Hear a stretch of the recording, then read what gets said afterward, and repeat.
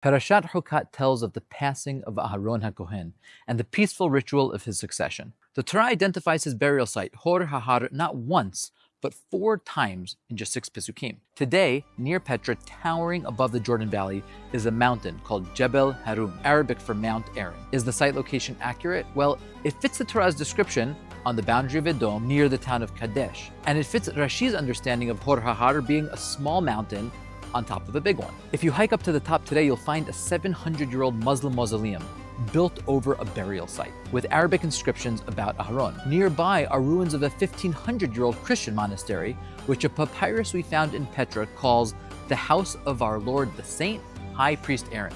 Even Jewish historian Yosef ben Matityahu, Josephus, 2,000 years ago documented that this mountain is Aharon's burial site. And Jewish pilgrims still go there today, including this group of Hasidim, disguised as Bedouins to avoid Jordanian attention. Or maybe because shtreimels aren't exactly desert chic.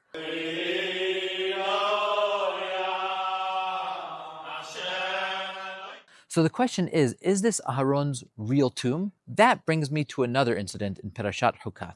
The Israelites complain yet again, and God punishes them with a plague of deadly snakes. As a remedy, following God's command, Moshe fashions a serpent sculpted out of bronze and lifts it high up on a pole. Anyone bitten would look up at the sculpture and survive. It sounds magical, but it wasn't. As Hazal explained, the serpent had no power in and of itself. It was a symbol, a spiritual pointer, if you will, meant to lift their eyes heavenward to God, the true healer. Now here's the twist. Bronze serpents were a common pagan idol in ancient Canaan. Archaeologists have found them in cultic shrines all around the country. And over time, the Israelites started worshiping the bronze serpent fashioned in this week's parasha.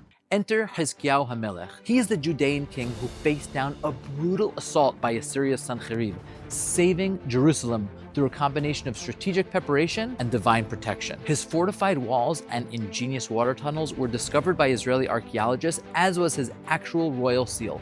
Freaking awesome. See, Hizkiyahu was a righteous king, a reformer, who saw that his nation had slipped back into paganism.